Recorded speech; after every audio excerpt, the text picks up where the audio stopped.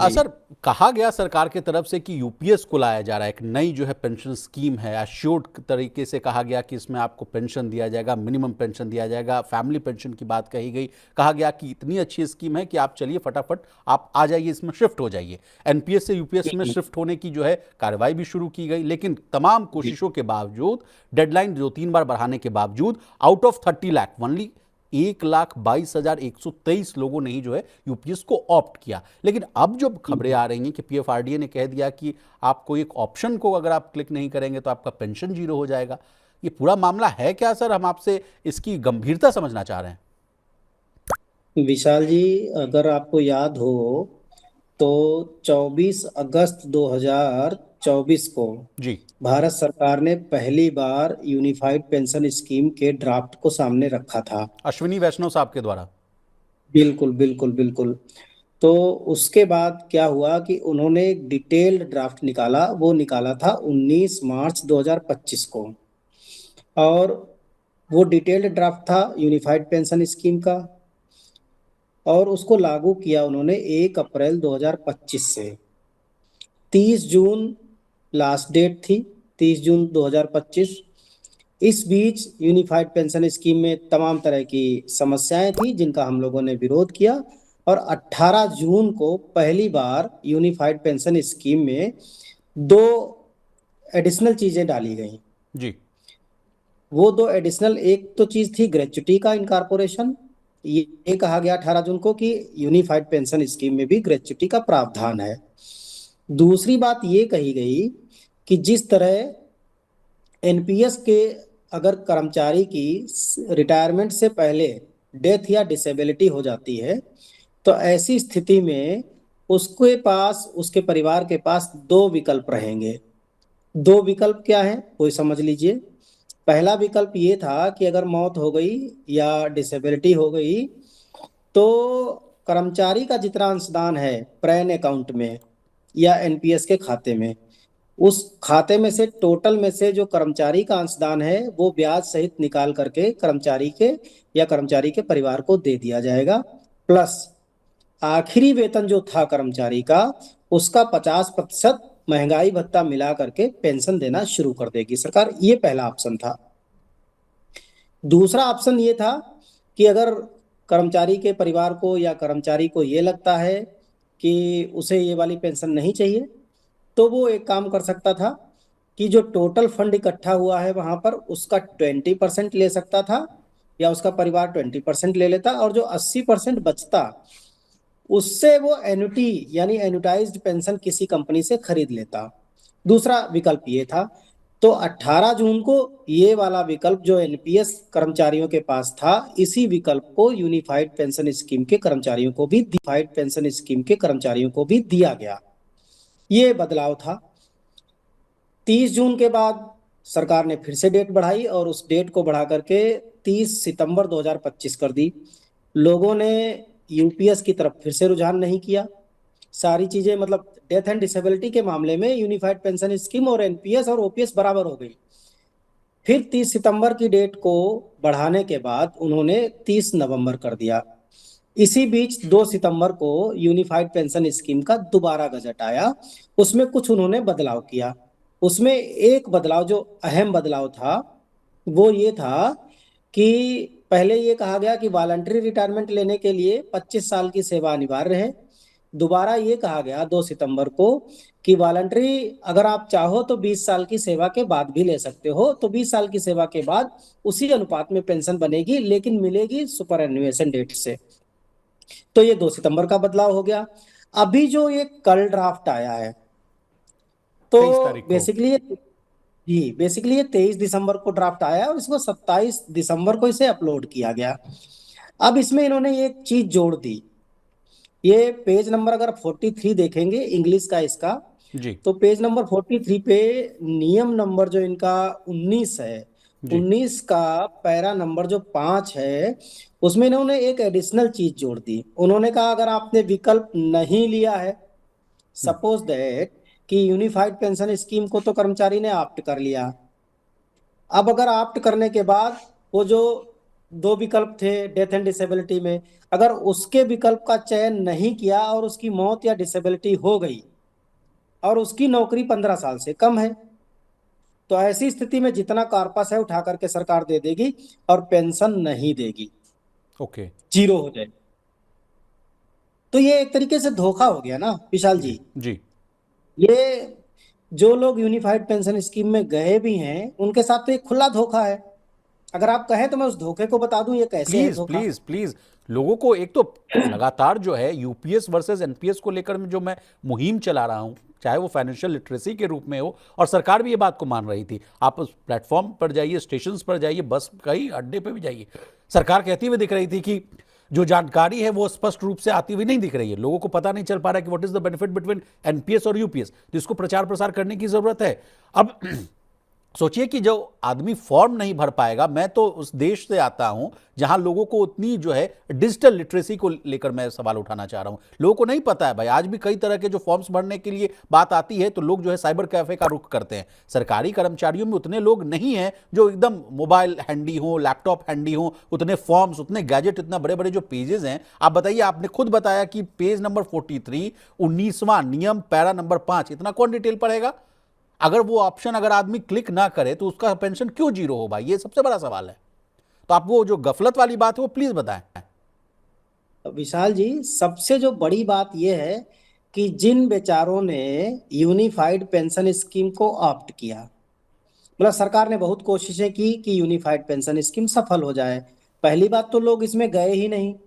अच्छा, जो लोग गए उसमें मैं ये मानता हूँ इसमें मतलब जो है क्लास लेवल 1 लेवल 2, मतलब लेवल 1 नहीं, मतलब क्लास 1 और क्लास 2 जी के ऑफिसर्स ज्यादा हैं, उनकी संख्या ज्यादा है। छोटा कर्मचारी यूनिफाइड पेंशन स्कीम में नहीं गया है। अच्छा, वो लोग जो गए तो यूनिफाइड जो पेंशन स्कीम में जो जाने का तरीका था वो डिजिटल था, ऑनलाइन था, ऑफलाइन नहीं था। जी। सीधा सीधा सेंट्रल गवर्नमेंट एम्प्लॉयज के लिए ऑनलाइन प्लेटफॉर्म खुला था, वो ऑनलाइन स्विच करता और स्विच करने के बाद अपना प्रिंट आउट निकालता, वो अपने डिपार्टमेंट में कई देता। बार मंजीत जी, मेरी सब आप जब आपसे बातचीत भी हो रही थी तो आप खुद कह रहे थे कि लोगों को पता ही नहीं चल रहा कि कैसे ये फॉर्म भरा जाए। स्विच करने वाली जो आप जी बात बता रहे हैं ना, कि वन टाइम स्विच करने वाली जो फैसिलिटी बीच में दी गई थी, लोगों को उस जी। फॉर्म के बारे में पता नहीं था, डिजिटली कैसे स्विच करना ये नहीं पता था।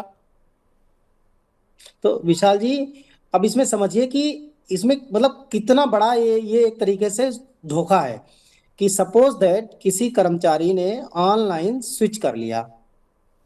मान लीजिए कि उसने 29 नवंबर को लास्ट डेट से 2 4 6 10 दिन पहले उसने स्विच किया और वो यूपीएस में चला गया। उसकी नौकरी अभी 12 13 14 साल की थी और ये जी 23 दिसंबर को नियम आता है कि अगर उसने ऑप्ट नहीं किया, दूसरा जो मतलब डेथ या डिसेबिलिटी होने के मामले में अगर उसने विकल्प का चयन नहीं किया है और इत्तफाक से या मतलब जो है अनफॉर्चुनेटली उस कर्मचारी या उस अधिकारी की मौत हो गई, एक तो उसने सरकार को सपोर्ट करने की नीयत से यूनिफाइड पेंशन स्कीम को ऑप्ट किया और उसके साथ हादसा हो गया, उसकी मौत हो गई। अब उसने तो ऑप्शन वाला तो फॉर्म भरा नहीं था जी क्योंकि वो ऑनलाइन था ही नहीं। अगर उसी ऑनलाइन के साथ ये ऑप्शन लगा देते कि इन केस ऑफ डेथ और डिसेबिलिटी ड्यूरिंग द सर्विस, इनमें से कौन से ऑप्शन को चयन कर रहे हो, तो वो भी वहीं का वहीं हो जाता। अब वो तो था नहीं तो उसने नहीं भरा, अब उसकी मौत हो गई। तो अब देखिए, एक तो उसने सरकार की इतनी बड़ी पॉलिसी को सपोर्ट करने के लिए खुद के लिए यूनिफाइड पेंशन स्कीम के विकल्प का चयन किया और उसकी नौकरी 15 साल से कम थी, तो उसके परिवार को पेंशन ना देने का फरमान जारी कर दिया कि उसको पेंशन नहीं मिलेगी।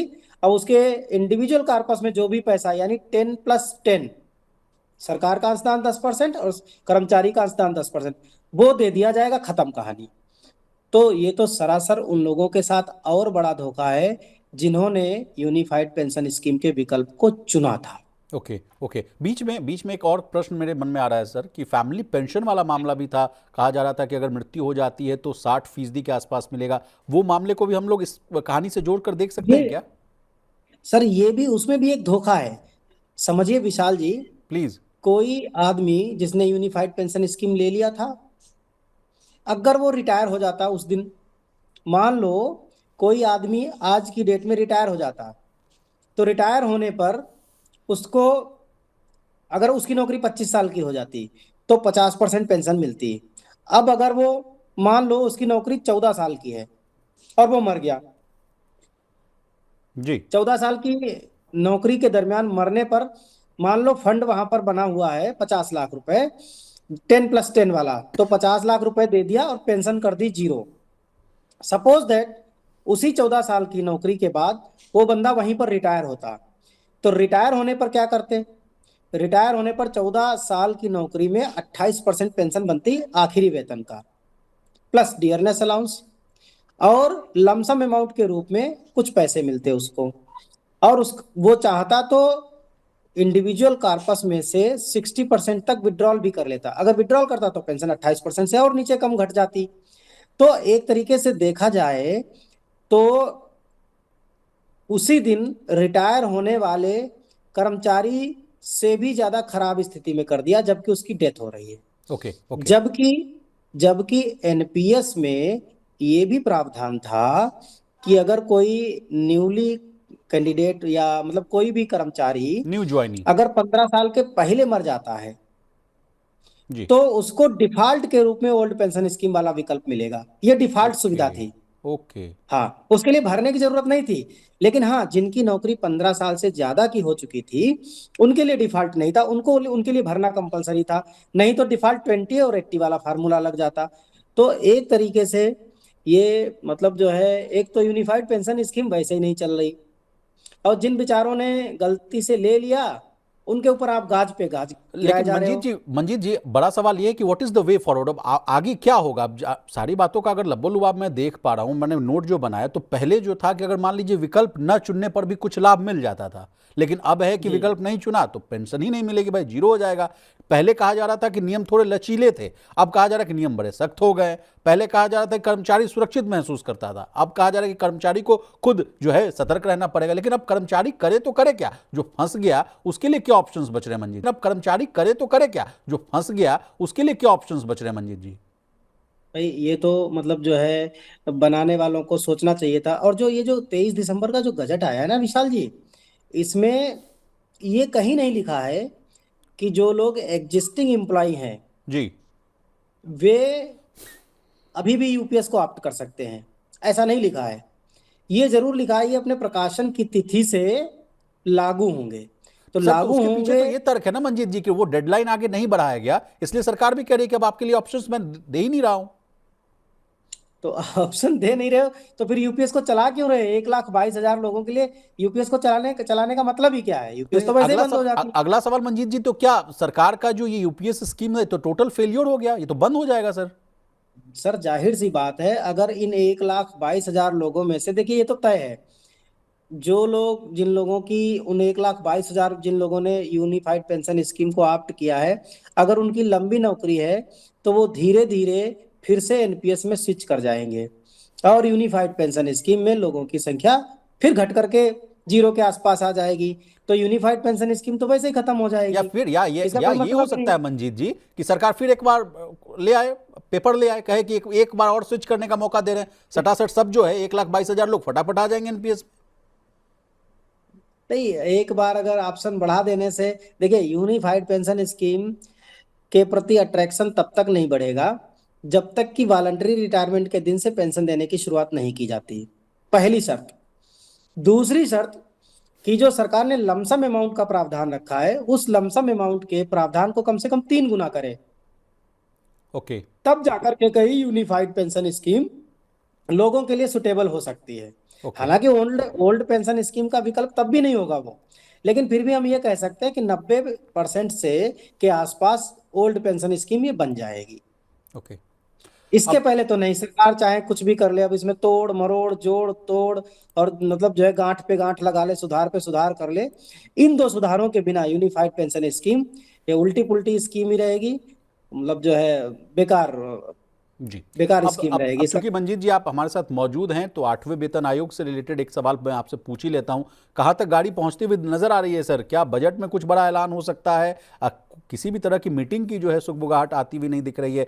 जो पहले प्रथम चरण में जो बात आ रही थी कि अध्यक्ष महोदया से जो है मुलाकात हो सकती है, कर्मचारी संगठनों की मुलाकात हो सकती है, टीओआर में जो कुछ मतभेद जो लग रहे हैं उनको जो है दुरुस्त किया जा सकता है, कुछ खबर है सर? प्लीज बताएं। विशाल जी, अभी तो ऐसी कोई खबर नहीं है, क्योंकि अभी पे कमीशन का ऑफिस कहीं बना ही नहीं जो हमें ऑफिस बताया जाए कि पे कमीशन को ऑफिस मिला हुआ है, यहाँ पे बैठकें शुरू होंगी। कोई शेड्यूल तो जारी हुआ नहीं।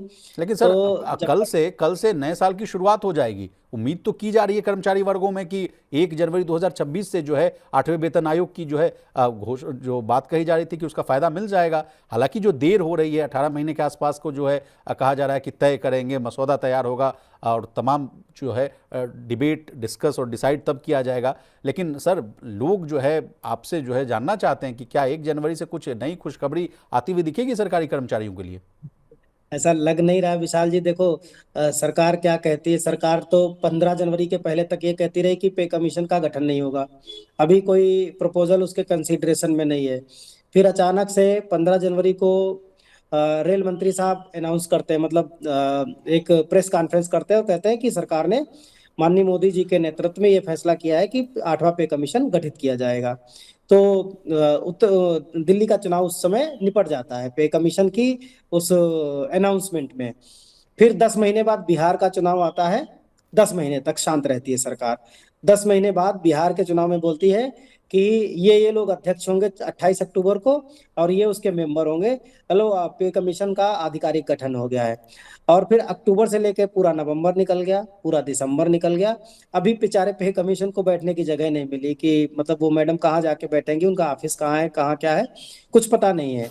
जी। और ऐसा ही अब कल से मतलब जो है परसों से 1 जनवरी शुरू हो जाएगा और नया साल शुरू हो जाएगा। जिस दिन हमको पे कमीशन की बढ़ी हुई सैलरी मिलनी चाहिए थी, उसको लेकर के सरकार कह रही है 18 महीने लगेगा। 18 महीने का मतलब है कि मार्च अप्रैल मई जून 2027 चला जाएगा, मतलब वहां तक पहुंच जाएंगे। उस समय तक उत्तर प्रदेश के विधानसभा चुनाव शुरू हो जाएंगे, तब जाकर के फिटमेंट फैक्टर का मतलब अनाउंसमेंट करेंगे। तो ऐसा लग रहा है कि सरकार मतलब इलेक्शन इलेक्शन खेल रही है जी। कर्मचारियों के साथ, कि जी। देखो तुम्हारा वोट भी इधर उधर जाने नहीं देंगे, और जब मर्जी होगी तब तुमको देंगे। मतलब ओके। इस तरह की ये जो चल रही है। तो मैं तो यही कहूंगा, अभी हमने एक प्रस्ताव भी रखा है। देखिए, अभी तो पे कमीशन तो गठित हुआ नहीं कि हम उसके सामने ये प्रस्ताव रखें। जी। अभी मैं तो शुक्रगुजार हूँ मीडिया के सभी साथियों का, जो हमारे लगातार पे कमीशन से जुड़े हुए मुद्दे उठाते भी रहते हैं। जब भी उनको कुछ हम भेजते हैं तो वो जरूर उसको मेंशन करते हैं अपनी न्यूज़ में। तो हमने अभी ये कहा है कि भाई आप 18 महीने लगाओगे या 15 महीने लगाओगे, जो लगाओगे सो लगाओगे, हमें 1 जनवरी 2026 से तब तक अंतरिम राहत दे दो। Okay. Pay commission, suppose that fitment factor आ ये गया, ये कुछ ये भी ये आ गया अंतरिम राहत मान। क्या है? इसको जरा खुल के बताइए, आसान भाषा में समझाइए। तो जी विशाल जी, हमने ये कहा है कि चूंकि पे कमीशन तो 1 जनवरी 2026 से ही लगेगा, ये तो ड्यू है, शेड्यूल्ड है। हम्म। भले ही कितना लेट हो जाए, एरियर 1 जनवरी 2026 से ही मिलेंगे। तो तब तक एक काम कर दो कि जो हमारा 58% डीए हुआ है, मतलब दिसंबर 2025 तक, उस 58% डियरनेस अलाउंस को हमारी आज की बेसिक सैलरी में मर्ज कर दीजिए। ओके। जो बात पहले आ रही वो थी 2024 के आसपास, अगर मैं गलत हूं तो करेक्ट जी कीजिएगा, कि 50% जी का अगर जो डीए हो जाए तो उसको मर्ज कर दीजिए। जी, तब तो किया नहीं सरकार ने। 2 साल हो गया, 24 चला गया, 25 चला गया। तो हम ये कह रहे हैं कि 1 जनवरी 2026 को आज जो हमारी बेसिक सैलरी है, यानी कि दिसंबर 2025 की जो से बेसिक सैलरी है, उसमें डीए को मर्ज कर दो, और फिर उसके आधार पर टीए और एचआरए दे दो हमको। तो जितनी सैलरी बनेगी, कम से कम हमें अंतरिम राहत के तौर पे 10-12% का बेनिफिट मिल जाएगा।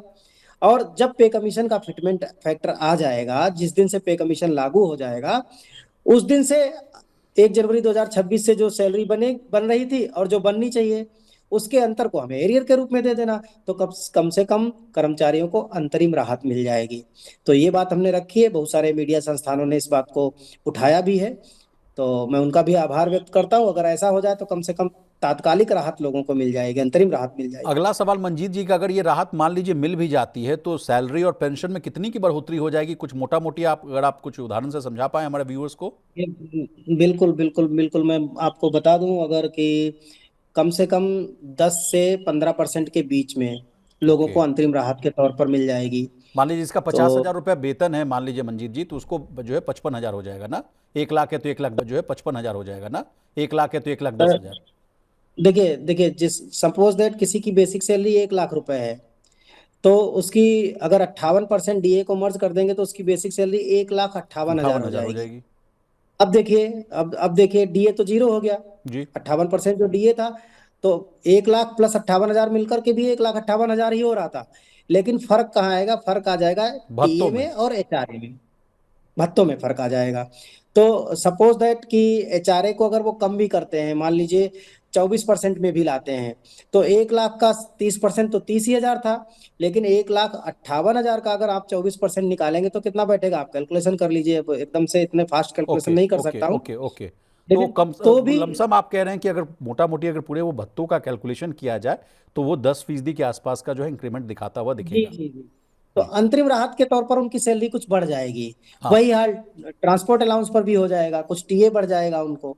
तो इस तरीके से टीए और एचआरए पर, क्योंकि होता क्या है, जब पे कमीशन जिस दिन से लागू होगा, सपोज दैट कि 1 जुलाई 2027 से पे कमीशन को इम्प्लीमेंट कर दिया, तो बेसिक और डीए का जो एरियर होगा एक जी। जनवरी 2026 से 18 महीने का, ये तो एरियर मिल जाएगा।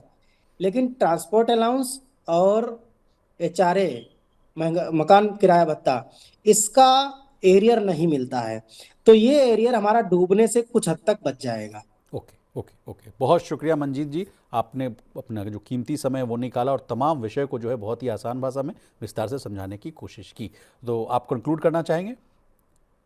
यही कहूंगा कि मतलब जो है, देखिए, all India NPS employees federation कर्मचारियों के हितों पर, कर्मचारियों के मुद्दों पर बातचीत करता है और गंभीरता के साथ काम करता है।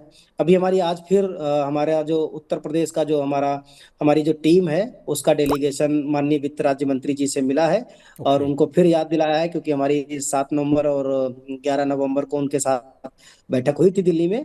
और हमने उनसे फिर रिक्वेस्ट की है कि अब पार्लियामेंट का सेशन भी खत्म हो गया है, तो अब हमारी फाइनेंस सेक्रेटरी साहब के साथ आधिकारिक बैठक हो जाए इस मुद्दे पर, ओके। ताकि हम अपने रेजोल्यूशन को उनके साथ डिस्कस कर सकें और लोगों को ओल्ड पेंशन स्कीम का जो इंतजार है, उस मुद्दे को लेकर के हम समाधान हासिल कर सकें।